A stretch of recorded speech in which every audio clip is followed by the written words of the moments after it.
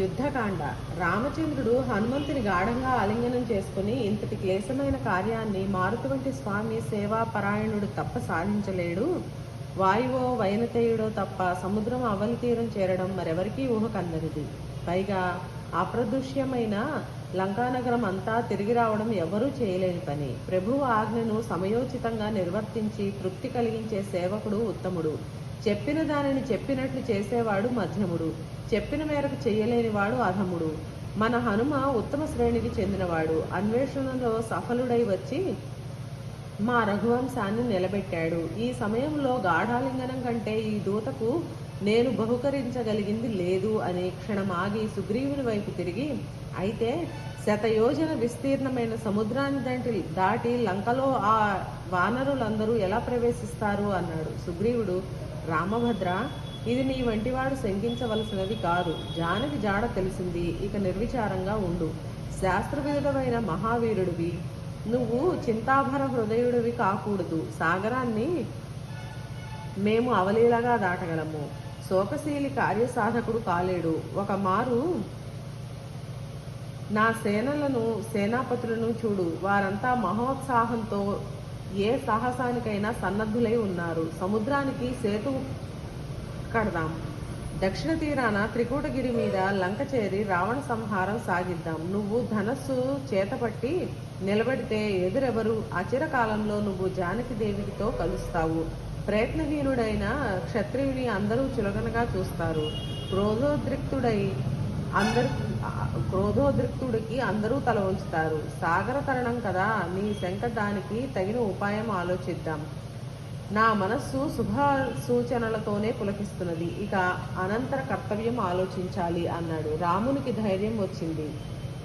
నా తపశ్శక్తి సేతు నిర్మాణం చేస్తాను, లేదా సాగర జలాలు ఎండబెడతాను. అయితే మారుతి, లంకా నగర దుర్గ నిర్మాణ విశేషాలేమిటయ్యా అని ప్రశ్నించాడు హనుమత్. రామభద్ర, లంకా నగరానికి 4 దిక్కులు 4 ద్వారాలు, ఇనుముతో నిర్మించిన మహాపరిఘలు. ఆ ద్వారాలకు అటు ఇటు గోడల మీద బండరాళ్లను విసిరే యంత్రాలు, కోట గోడల మీద శతఘ్నుల చుట్టూ వారి ప్రయోగం తెలిసిన రాక్షస వీరులు. కోటగోడను ఆనుకొని అగడ్తల మీద సంక్రాంతాలున్నాయి. ఈ వంతెనలకు ఇరువైపులా ఉన్న గృహాలలో యంత్రాలు వీటిని నియమిస్తూ ఉంటాయి. శత్రుభీతి శంకించారో వంతెనలు ఎత్తుతారు. సరే, నిసర్గంగా జలదుర్గం, వనదుర్గం ఉన్నాయి. శూలహస్తులు, ఖడ్గపాణులు అప్రమత్తులై నగర రక్షణలో ఉంటారు. 4 ద్వారాలలో భీకరాకారులు వేల సంఖ్యలో రక్షణ కార్యంలో ఉంటారు. నేను అగడ్తల మీద సంక్రాంతాలు ధ్వంసం చేసి పరిగలు నేలకూల్చి ప్రాకారాలు పడగొట్టి వారి సేనలో ఒక భాగాన్ని యమపురి చేర్చి వచ్చాను. ఆలోచించగా మన సేనాపతులు మైంద, ద్వివిధ, నల, నీల, పనస, దంగదాలు చాలు నా లంకా నగరాన్ని స్వాధీనం చేసుకోవడానికి. నీ ఆజ్ఞ కావాలి మాకు, అంతే. విజయాత్ర ప్రారంభమవుతుంది అన్నాడు రామ. వానరేశ్వర, దివాకరుడు ఆకాశ మధ్యానికి చేరుతున్నాడు. విజయ ముహూర్తం ఇది. యాత్రకు ఇది సుముహూర్తం. సేనలకు ఆజ్ఞలియ్యి. నా దక్షిణ నేత్ర స్పందన విజయ సూచనను చేస్తున్నది. ఇదిగో నీ సేనాని నీలుడు శతసహస్ర సేనతో అగ్రభాగాన ఉంటాడు. వారు మనకు బాటను సుగమం చేస్తారు. శీత జలాలు, స్వాదు ఫలాలు దొరికే వనాల మీదుగా మన యాత్ర వారు ఏర్పాటు చేస్తారు. శత్రువు మన బాటకు అంతరాయం కలిగించకుండా ముందు ముందు సాగి మహావృక్షాగ్రాలు ఎక్కి చూసి మనకు సంజ్ఞ చేస్తారు. ఇక గజ, గవయ, గవాక్షుల సేనతో ఆ వెనుక ఉంటారు. వారి వెనుక వృషభ, గంధమాదన, దుర్ధర్షులు ఉంటారు. సేనా మధ్యంలో హనుమంతుడు, అక్కడ నేను, ఆ వెనుక అంగద, లక్ష్మణులు, భల్లూకాధిపతి జాంబవంతుడు, వేదగర్సి, సుషేణుడు ఈ సేనాకాయానికి కుక్షి స్థానంలో ఉంటారు అన్నాడు. రాముని మాటలు సుగ్రీవుని నోట ఆజ్ఞలయ్యాయి.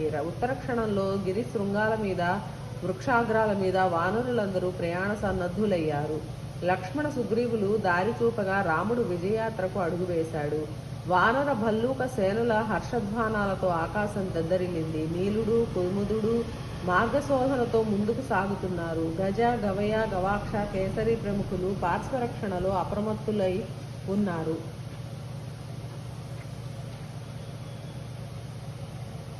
సేనా మధ్యంలో రామలక్ష్మణులు గగన మధ్యాన సూర్యచంద్రుల వలె ఉన్నారు. ప్రయాణం సాగుతుండగా లక్ష్మణుడు అగ్రజ, వాయువు చల్లగా సేన వెనుక వీస్తున్నది. మృగపక్షి సంతతులు మనకు శుభసూచనగా ధ్వనులు చేస్తున్నాయి. దిశలన్నీ ప్రసన్నంగా ఉన్నాయి. దివాకరుడు నిర్మలంగా వెలుగుతున్నాడు. సప్తర్షి మండలం దివ్యకాంతులతో ఉంది. శుక్ర నక్షత్రం రోచిర్మయమై ఉంది. మన పితామహుడు త్రిశంకువు స్వచ్ఛకాంతితో సాగుతున్నాడు. ప్రకాశభరితంగా ఉంది విశాఖ నక్షత్రం. మూల నక్షత్రం నైరుతి దిశలో ధూమకేతువుతో ఆచ్ఛాదితమై శత్రునాశనం తెలుపుతున్నది. మన సేన తారామండలం వలె ఉత్సాహదీప్తితో ఉంది. ఇంకా రావణ సంహారం, సీతా సమగమం, అయోధ్య ప్రవేశం, నీ పట్టాభిషేకం అత్యల్ప కాలంలో జరుగుతాయి అని ప్రోత్సాహ వచనాలు పలికాడు. నేల ఈనినట్లు వానరసేన సాగుతున్నది. వారి పాద తాడనానికి ఎగిసిన దుమ్ములో గగనతలం నిండి మేఘమండలం కనిపించకుండా పోయింది. వానర వీరులందరూ తమ తమ బల వీర శక్తులు ప్రదర్శిస్తూ లంఘనాలతో, కిలకిల రావాలతో, భుజ స్పానాలతో తీవ్ర వేగంతో వెడుతున్నారు. రామ శాసనానుసారం వారు జనపదాలలో అడుగు పెట్టకుండా వనాలలో నడుస్తూ సహ్యగిరి చేరారు. వందల శిఖరాలు, సరోవరాలు, ఫల పుష్పభరిత వృక్షాలు, లతలు, వివిధ వర్ణధాతువుల ప్రవాహాలు. ఆ గిరి మీద వానరులు హాయిగా తేనెలు త్రాగి ఫలాలు భక్షించి మళ్లీ యాత్ర సాగించి మహేంద్రగిరి చేరారు. రామలక్ష్మణ సుగ్రీవులు ఆ గిరి శిఖరం ఎక్కి క్రిందకు దిగి సముద్ర తటం చేరారు. అప్పుడు రాముడు, వానరేశ్వర, చూసావా, ఈ నగరానికి ఆవలి ఒడ్డు ఉన్నట్టు లేదు. దీన్ని దాటడం ఎలా? ముందు నీ సేనకు విశ్రాంతి ఈ తరువాయి ఆలోచిద్దాం అన్నాడు. ఒడ్డున విడిసిన కపిసేన పాండురవర్ణ సముద్రంలా ఉంది. అయితే తిమంగళం, మహామకర సంభరితము, ఉత్తాల తంగభరితము, అపారము అయిన సముద్రం కపిసేనకు భయం కలిగించింది. బహుదూరాన ఆకాశంతో సముద్రం కలిసినట్లే కనిపించింది. నీలుడు మైందు ద్వివిధులను రక్షణ స్థానాలలో ఉంచాడు. రాముడు తమ్మునితో ఏకాంతంలో కూర్చుని సౌమిత్రి సాధారణంగా కాలం శోకాన్ని శాంతింపచేస్తుంది. కానీ ఈ కాంతావియోగ దుఃఖం కాలంతో పాటు నాకు ప్రవృద్ధమవుతున్నది. సీతావియోగం కంటే ఆమెకు వయసు మీద పడుతున్నదనే బాధ మరింత వేధిస్తున్నది. చూసావా, ఈ గాలి లంకలో సీత నుంచి వస్తున్నట్లున్నది. మరింతగా క్లేశ పెడుతున్నది. ఈ బాధ దుస్సాహసమవుతున్నది. ఈ సముద్ర జలాలలో హాయిగా నిద్రిస్తే కొంత ఉపశమనం కలుగుతుందేమో. ఇంత విరహాగ్ని దహిస్తున్నా నేనింకా జీవించి ఉన్నానంటే జానకి కాలు మోపిన భూమి మీద ఉండగలిగినందువల్లనే. నీటి చుక్క లేక ఎండిన సన్యం జలస్పర్శతో పునరుజ్జీవితమైనట్లు జానకి సందేశంతో నా ఊపిరి నిలిచింది. మల్లె మొగ్గల దంతపంక్తి, దొందపండు వంటి అధరం, పద్మముఖం, ఎప్పటికైనా నా మునివేళ్లతో ఆ వదనం స్పృశించి పైకెత్తి చూడగలనా? ఆమెను ఆలింగనం చేసుకునే అదృష్టం నాకున్నదా? జనకుని ముద్దుబిడ్డ దశరథేశుల కోడలు నా ధర్మపత్ని. రాక్షసీగణ మధ్యంలో ఎంత కృషించి ఉంటుందో. జానకి సమాగమంతో ఈ అశ్రువులు ఆనందధారలవుతాయి అని పరిపరి విధాల శోకించాడు. లక్ష్మణుడు ఉచిత రీతిన అన్నగారిని సాంత్వన వచనాలతో శాంతింపచేయుచున్నాడు. యుద్ధ పరిషత్తు. రాక్షసేశ్వరుడు నిండు కొలువులో లజ్జాభర వదనుడై ఎవడూ కన్నెత్తి చూడలేడనుకున్న లంకానగరం ఒక వానరుడికి క్రీడారంగం అయ్యింది. వాడు మన చైత్య ప్రాసాదాలు ధ్వంసం చేశాడు. మహాయోధులను సంహరించాడు.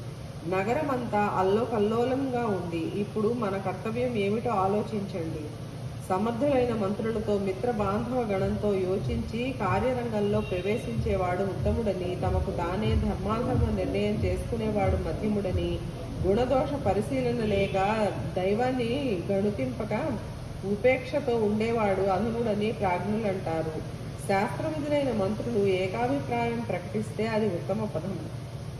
సచివ మండలి బహుమార్గాలు ప్రకటించి చివరకు ఏకాభిప్రాయానికి వస్తే అది మధ్యమం. వారు బహుముఖాలుగా సాగితే అది అధమం. కనుక మీరందరూ మనకు కళ్యాణప్రదమైన ఉత్తమ మార్గం చెప్పండి. రాముడు సోదర సహితుడై వానరసేనతో నిస్సందేహంగా సముద్రం దాటి వస్తాడు, లంకను ముట్టడిస్తాడు. దానికి ప్రతిక్రియగా మనం ఏం చేయాలో ఆలోచించండి అన్నాడు. అది విన్న వారిలో బుద్ధిహీనులు, నీతిబాహ్యులు అయిన రాక్షస వీరులు లేచి, ప్రభు, మన సేన ఆయుధ సంపద చెక్కు చెదరకుండా ఉండగానే మీరెందుకు చింతాకుల హృదయులై మా ఉన్నారో మాకు తెలియడం లేదు. భోగవతిని స్వాధీనం చేసుకున్నాము, కుబేరుని తలవంచాము. దానవేంద్రుడు మయుడు చేతులు జోడించి తన కుమార్తెనిచ్చి తమతో బియ్యం పొందాడు. కుంభీలసి వల్లభుడు మధురాక్షణుడు మీ ముందు తల ఎత్తలేకపోయారు. శక్తియుతులు వరగర్వితులు అయిన దానవ సేనలు సంవత్సరం పోరాడి మీ పాదాలు వ్రాలినవి. మృత్యుదండమనే మకరంతో శాల్మలి ధృమభరితమై కాలపాసమనే ఉత్తుంగ తరంగాలతో కింకిర సర్పాలతో యమలోక సాగరాధీసుడైన యమునితో పోరాడి సర్వ ప్రపంచానికి సంతోషం కలిగించిన నీకు భూమండలంలోని నిఖిల రాజలోకాన్ని నిర్మించిన వాడవు నీకు ఈ రాముడు ఒక లెక్కయా?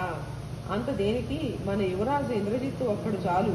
పరమశివుని సంతుష్టిని చేసి వరాలు పొందినవాడు. దేవేంద్రునంతటి వారిని బంధించి పితామహుని కోరిక మీద ఆ ఇంద్రుని విడిచినవాడు. ఈయన చాలు శత్రుమర్దనానికి అన్నారు. కాలజీమూత సన్నివదేవుడు సేనాపతి ప్రహస్తుడు.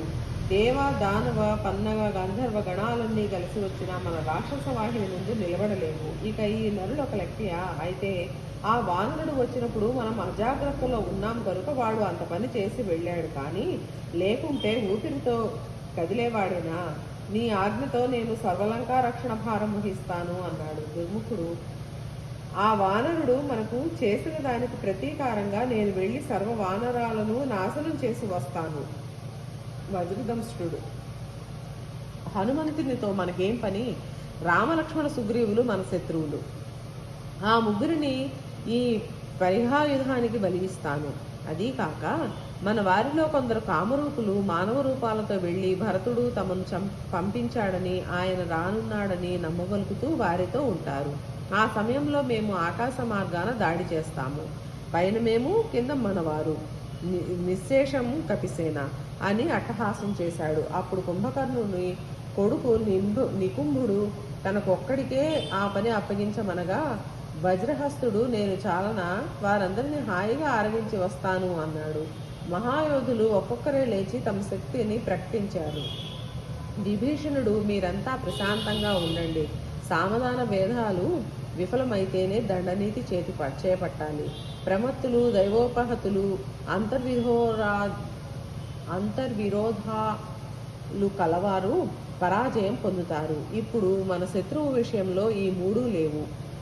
ఆయన బలవర్ధితుడు, జితరోషుడు, గీషుడు. హనుమంతుడు ఇంత చేయగలగడని మనం అనుకున్నామా? ముఖ్యాంశం, మన మహారాజు జనస్థానానికి వెళ్ళి ఆయన భార్యను అపహరించి తెచ్చాడు. ఖరదూషణ సంహారం చేశాడు కనుక ప్రతీకారంగా ఈయన ఈ పని చేశాడు అనవచ్చు మీరు. కానీ మన వారు కావాలని కాలు దువ్వి వెళ్ళారు. ప్రాణరక్షణ అనేది ప్రతి ప్రాణికి ధర్మం. దాన్ని అనుసరించి ఆత్మరక్షణార్థం ఆ పని చేశాడు ఆయన. ఇప్పుడు ఇంకా జానకి కారణంగా మనం వంశనాశనం చేసుకోకుండా ఆవిడను వారికి అప్పగించడమే ఉచితము. క్రోధ ద్వేషాలను విడిచి ధర్మదృష్టితో శాంత చిత్తంతో ఆయనకు జానకిని అప్పగిస్తే మనమంతా సుఖంగా ఉండగలం. ఇది నా ప్రార్థన అన్నాడు. రావణుడు మాట్లాడకుండా సభ విడిచి అంతఃపురం చేరుకున్నాడు. రాత్రి దాటింది. ఉషశ్రీ రేఖలు ఉదయాచలాన నడయాడుతున్నాయి. పర్వత శ్రేణిలా సంఘటితమై ఉన్నతగిరి శృంగవదన దృశ్యమై సువిభక్త కక్ష్యలతో ప్రభుసేనాపరాయణులైన ధీమంతులకు మంత్రులతో శంఖతూర్యాది మంగళ వాద్యాలతో అలరారుతూ హేమభూషణ భూషితాంగులైన అంగనల హాస్యాలాస్యాలతో అలరారే రావణ భవనానికి వచ్చాడు విభీషణుడు. సుస్వర సంపన్నులైన విప్రశ్రేష్ఠులు వేదగానం చేస్తూ దహిసర్పి పాత్రలతో బంగారు కాంతులీనే అక్షతలు చేతబట్టి రావణునికి స్వస్తి పలుకుతున్నారు. వచ్చిన విభీషణునికి స్వాగతం పలికి లోపలకు తీసుకుని వెళ్లారు అనుచరులు. స్వర్ణ సింహాసనం మీద పుష్పలంకేశ్వరుని ఉన్న లంకేశ్వరుని అనుమతితో ఉచితాసనం అలంకరించి, అగ్రజ, జానకి మన నగరానికి వచ్చిన నాటి నుండి ఇక్కడ అగ్ని అరుణద్యుతులను వీడి నల్లని పొగలు కక్కుతున్నాడు. అగ్నిహోత్ర గృహాలలో సర్పాలు హాయిగా తిరుగుతున్నాయి. ఆవులు పాలివ్వడం లేదు. హోమద్రవ్యాలలో చీమలు చేరుతున్నాయి. మత్తేబాల గండస్థానాల నుండి మదద్రవధారలు లేవు. పచ్చిక బీళ్ల ఎదుట ఉత్తమాశ్వాలు దీన హేషారవాలు చేస్తున్నాయి. ఒంటెల, గాడిదల, కంచరగాడిదల శరీరాల నుండి రోమాలు వెలువడుతున్నాయి. కాకులు గుంపులు గుంపులుగా చేరి అరుస్తున్నాయి. నగర గగనవీధి గ్రద్దలు విహరిస్తున్నాయి. ఉభయ సంధ్యలలో అమంగళ ధ్వనులు వినిపిస్తున్నాయి. నగర ద్వారాల వద్ద క్రూర మృగాలు చేరుతున్నాయి. ఇవన్నీ అశుభ సూచనలు. వీటిని నీ మంత్రులు నీకు చెప్పడానికి జంకుతున్నారు. ఇదంతా లంకానగర వాసుల దోషఫలంలా ఉంది. ఇప్పుడు నువ్వు జానకిని రామునికి అర్పిస్తే ఈ దోషం వైదొలగవచ్చు. నా ధర్మదృష్టికి తోచిన ఈ మాటలు బాగా పరిశీలించు. న్యాయ మార్గాన నడవడానికి ప్రయత్నించు అన్నాడు రావణుడు. విభీషణ, నువ్వు భావిస్తున్న భయం కారణరహితం. జానకిని రాముడికి అప్పగించడం కల్లా. దేవేంద్రుడు తోడు వచ్చిన రాముడు నా ముందు నిలబడలేడు. నువ్వు వెళ్ళు అన్నాడు. విభీషణుడు వెళ్ళాడు. రావణుని మనస్సు సీత మీద వాంఛతో కొంతసేపు బాధపడింది. తర్వాయి సభాభవనానికి వెళ్ళాడు. ఆయన వెంట అనుచర వర్గం సాగింది. రాజమార్గం వెంట పౌరులందరూ తలలు వంచి జయజయధ్వానాలు చేశారు.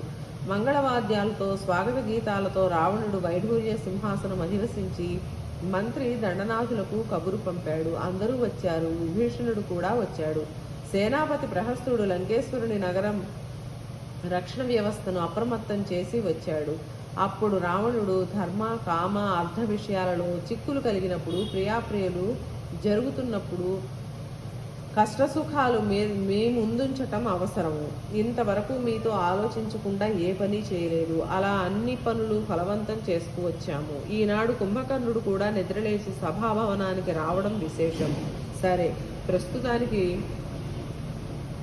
వస్తే కొన్నాళ్ల క్రిందట దండకారణ్యం నుండి నేను రాముని భార్యను అపహరించి తెచ్చాను. అయితే ఆ జానకి ఈనాటికి నా మీద మనసు పడటం లేదు. ముల్లోకాలలో అంతటి అండగట్టే లేదు. హోమాగ్ని సదృశ కాంతితో వెలిగే ఆ సుందరి నన్ను నిరంతరం మదన జ్వర పీడితుల్ని చేస్తున్నది. నాకు హర్షక్రోధాలు సమంగా కలుగుతున్నాయి. తన భర్త రాక కోసం 1 సంవత్సరం గడువు కోరింది.